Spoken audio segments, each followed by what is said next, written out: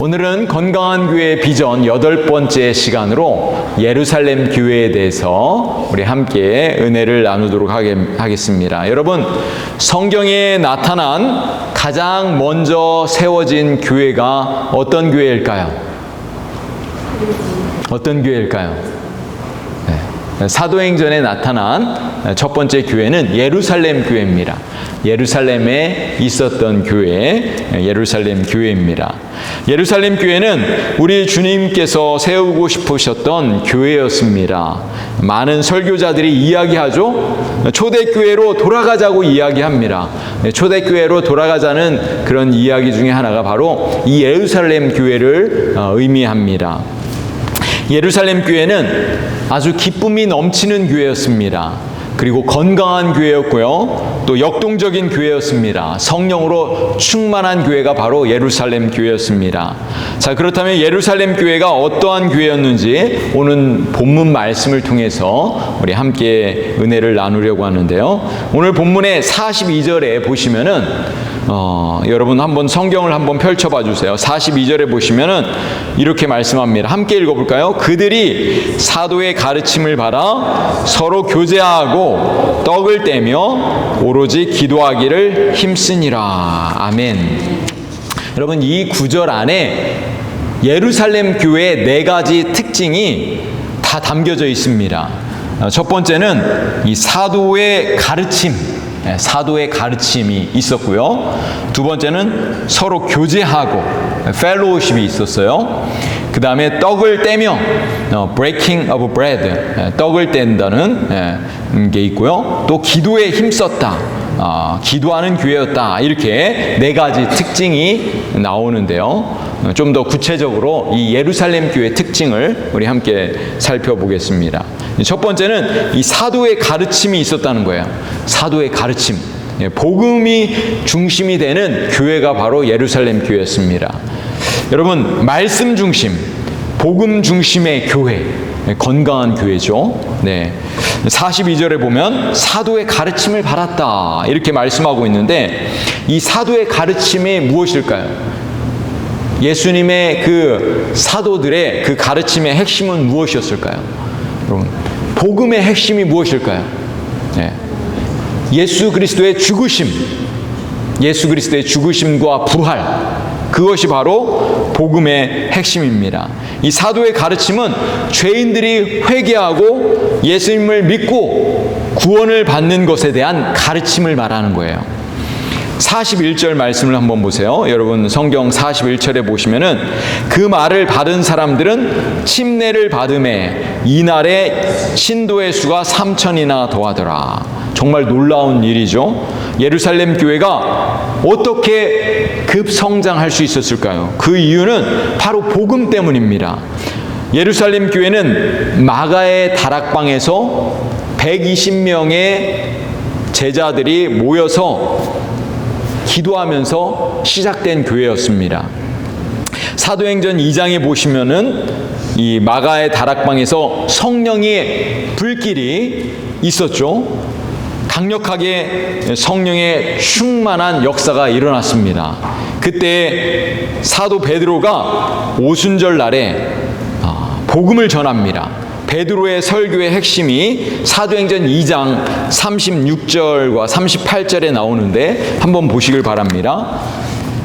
사도행전 2장 36절하고 38절에 보시면은 그런즉 이스라엘 온 집은 확실히 알지니 너희가 십자가에 못 박은 이 예수를 하나님이 주와 그리스도가 되게 하셨느니라 하니라. 38절도 보세요.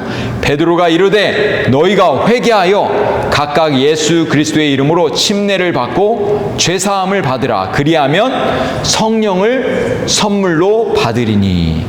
베드로는 구원자 되시는 예수님을 선포했어요. 예수님, 예수 그리스도를 선포하는 교회, 복음이 선포되는 교회가 건강한 교회라고 믿습니다. 여러분, 성령으로 충만한 교회가 건강한 교회 아니겠습니까? 예수 그리스도의 죽으심과 부활이 없이는 구원을 받을 수가 없는 것입니다. 사랑하는 성도 여러분, 우리 교회가 복음을 선포하는 교회가 되기를 소원합니다. 여러분, 우리 교회를 자랑할 때 사람을 자랑하지 마십시오. 그리고 사람을 얘기할 필요가 없어요. 여러분, 우리는 누구를 이야기해야 돼요? 예수 그리스도. 네. 여러분, 복음을 전할 때, 전도할 때 우리가 자랑할 때 우리 예수 그리스도만 자랑하시면 됩니다. 우리 교회가 살아있는 교회입니다. 우리 교회 안에 구원의 역사가 있습니다. 예. 여러분, 우리 교회를 이야기할 때, 많은 분들이 이야기할 때 우리 사람들이 모이잖아요. 모여서 얘기하는데 물론 좋습니다. 그렇지만 우리가 자랑할 것은 바로 예수 그리스도입니다. 예. 여러분, 구원받아서 나 같은 죄인이 구원받아서 하나님의 자녀가 되었습니다. 이걸 증거하시면 됩니다. 우리 지난주에 추수감사절 오행시 대회를 했는데 우리 성도님들이 너무 우리 교회가 얼마나 이렇게 글을 또 잘 쓰시고 또 이렇게 간증을 잘 하시는지 제가 깜짝 놀랐어요. 영상을 다시 한번 이렇게 돌려서 보니까 너무 잘하세요. 매년마다 해야 될 것 같아요. 우리 성도님들이 보니까, 제가 자세히 보니까 무엇을 감사했는가 이렇게 제가 살펴보니까, 나 같은 죄인이 구원받은 것, 하나님의 은혜로 구원받은 것, 하나님이 베풀어 주신 은혜가 너무나 큽니다. 이런 이야기들로 다 글을 쓰셨더라고요. 우리 교회가 하나님의 은혜로 구원받았고 또 끝까지 복음을 증거하고 하나님 앞에 감사와 찬양 올려드리겠습니다. 이런 내용으로 되어 있더라고요. 그렇죠? 네. 그래서 우리 교회가 정말 예수 그리스도의 복음을 증거하고 자랑하는 교회가 될 수 있기를 소원합니다. 여러분, 우리 교회가 47년 동안 한 일이 무엇일까요? 우리 교회가 창립 47주년을 맞이했는데 우리 교회가 한 일이 무엇입니까? 한마디로 이야기하면 무엇입니까? 복음을 전했다는 거 아니겠습니까? 네. 선교 바자회를 47년, 물론 47년은 아니지만 몇십 년 동안 해왔는데 그 이유가 무엇입니까? 바로 복음 때문에 아닙니까? 복음을 증거하기 위해, 선교사님을 후원하고 복음을 증거하기 위해서 우리 교회가 존재했습니다. 사도의 가르침을 받아서 예루살렘 교회가 복음을 증거했던 것이죠. 우리 구원의 역사, 복음의 역사가 어떻게 일어나죠? 여러분, 복음의 역사, 구원의 역사가 어떻게 일어납니까? 복음을 듣고 우리 성도들이 또는 사람들이 마음으로 믿고 입으로 시인하여 구원의 역사가 일어나는 것이죠. 네. 로마서 10장 9절에서 10절에 보면, 내가 만일 내 입으로 예수를 주로 시인하며 또 하나님께서 그를 죽은 자 가운데 살리신 것을 내 마음에 믿으면 구원을 받으리라.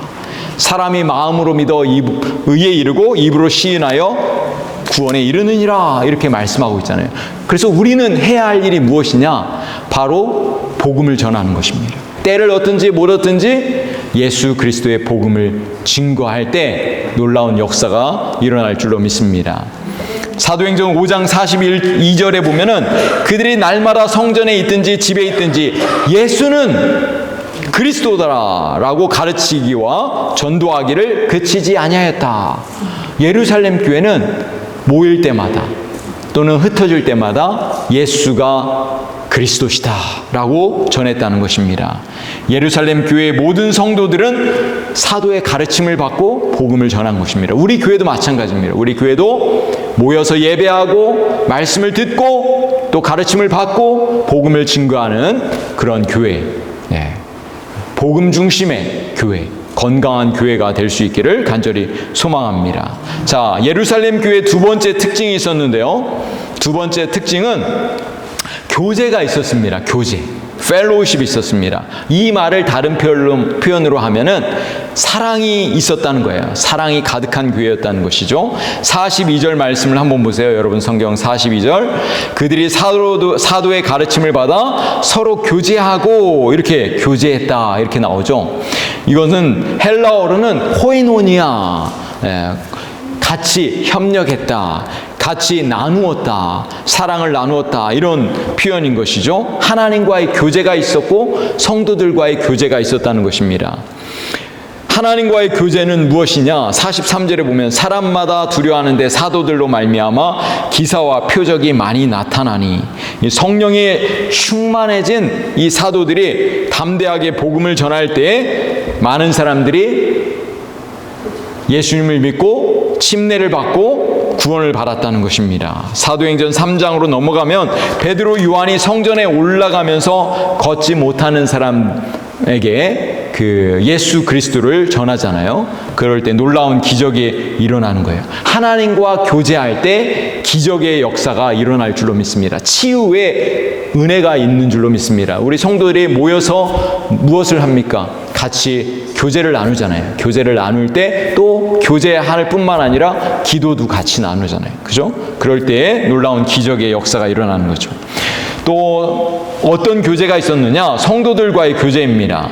44절과 45절을 보시면은 믿는 사람이 다 함께 있어 모든 물건을 서로 통용하고, 45절에 또 재산과 소유를 팔아 각 사람의 필요를 따라 나눠주며. 예루살렘 교회의 특징은 무엇이냐? 서로 필요를 따라서 물건을 통용했다는 것입니다.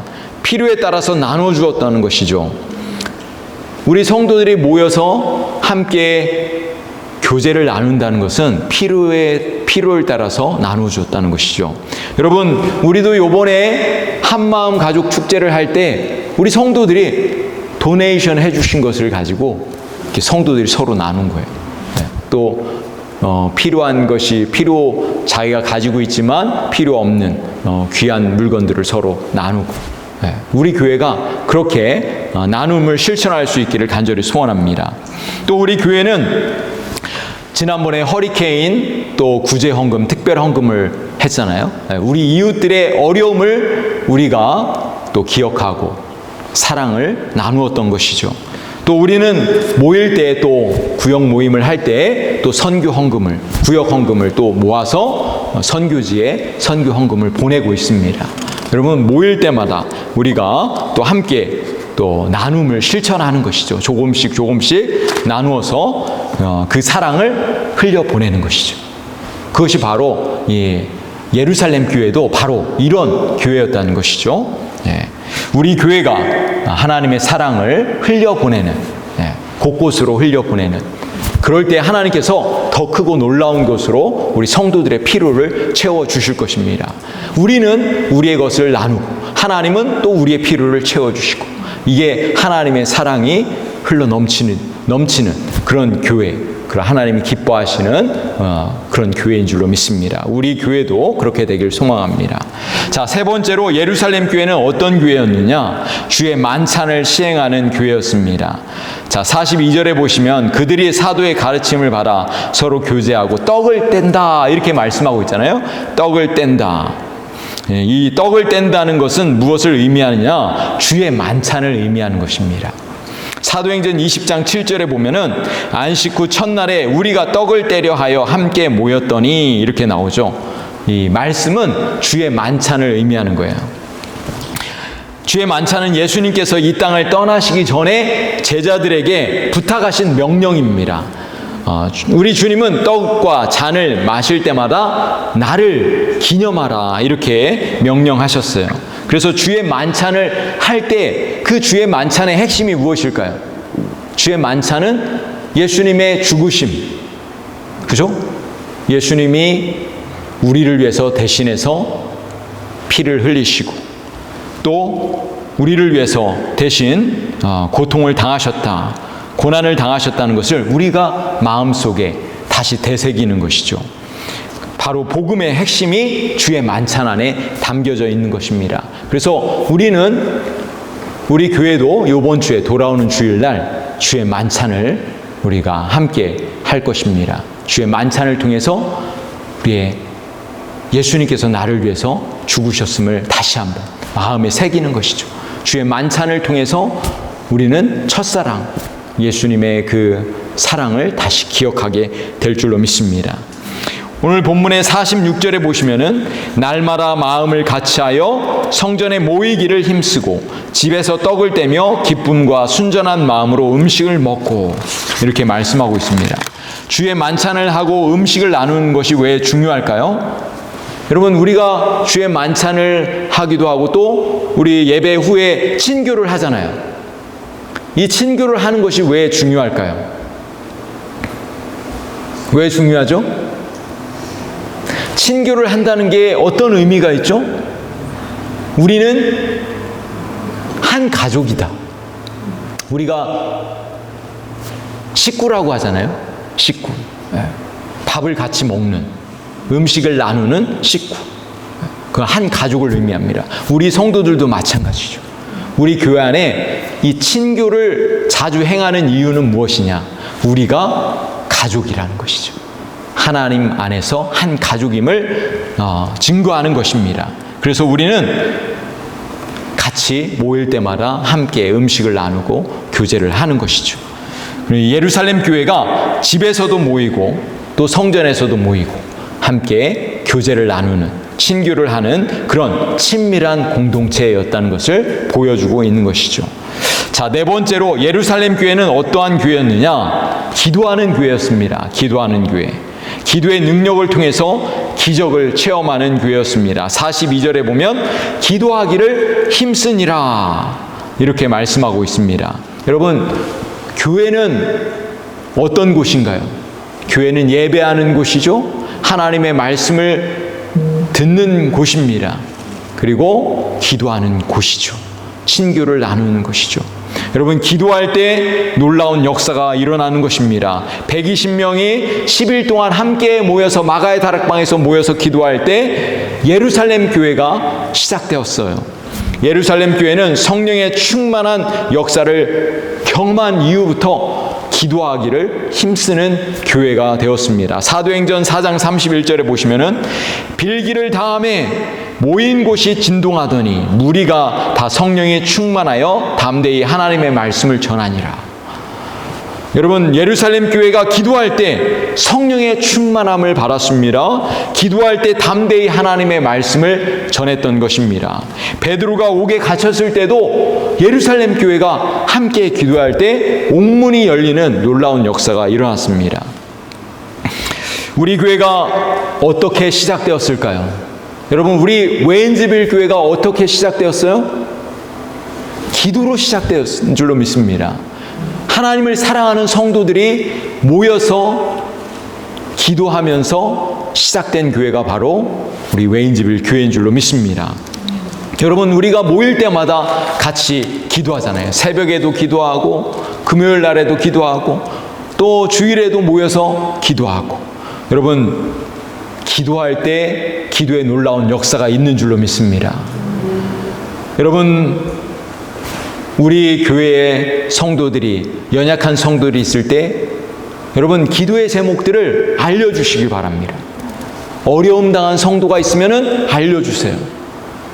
또 우리가 한국의 우리 부모 형제들이 또 어려움 당하면 알려주세요. 교회에 알려주세요. 여러분, 교회에 알려주면은 교회는 그 기도의 제목을 가지고 함께 기도할 것입니다. 교회가 함께 기도할 때, 성도들이 함께 기도할 때 놀라운 기도의 역사가 있는 줄로 믿습니다. 여러분, 물론 혼자 기도하는 것도 중요해요. 그러나 함께 기도할 때, 구역에서 기도하고 또 새벽에 기도하고 성도들이 함께 기도할 때 놀라운 기도의 역사가 일어날 줄로 믿습니다. 47절 말씀을 보세요. 하나님을 찬미하며 또 온 백성에게 칭송을 받으니 주께서 구원받는 사람을 날마다 더하게 하시니라. 예루살렘 교회는 모여서 기도하고 하나님을 예배했습니다. 하나님을 찬양했습니다. 사랑을 실천하는 걸 보면서 온 백성들에게 칭찬을 받았습니다.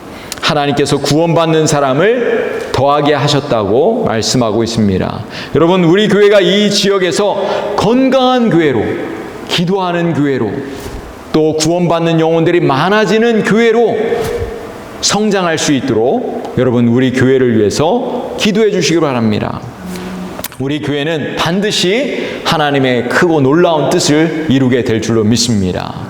사랑하는 성도 여러분, 이 땅에 많은 교회가 존재하고 있습니다. 그러나 모든 교회들이 다 건강한 교회는 아닙니다. 저의 간절한 소원은 우리 웨인즈빌 한인 침례교회가 하나님이 기뻐하시는 그런 건강한 교회로 계속해서 성장할 수 있기를 간절히 소원합니다. 여러분, 우리 교회가 건강한 교회가 될 수 있을까요? 아멘. 아멘. 저는 믿습니다. 우리 지난 주일날 우리 성도들이 함께 기쁨으로 예배하고 또 설교가 끝난 후에 한 원을 만들고 같이 손을 잡고 찬양하고 기도하는 모습을 보면서 저의 마음 가운데 하나님께서 우리 교회를 통해서 앞으로 크고 놀라운 일을 이루실 것을 저는 확신했습니다. 여러분도 그렇게 믿으셨습니까? 아멘. 여러분, 우리 교회가 계속해서 모일 때마다 뜨겁게 하나님을 찬양하고 말씀을 듣고 배우고 실천하고 또 교제하고 또 하나님의 사랑을 나누고 또 기도할 때 하나님께서 놀라운 기도의 역사를 이루게 하실 줄로 믿습니다. 우리 교회가 하나님이 기뻐하시는 그런 교회로 도약할 수 있도록 우리 교회를 위해서 뜨겁게 기도해 주시기를 부탁드리겠습니다. 우리 함께 기도하시겠습니다.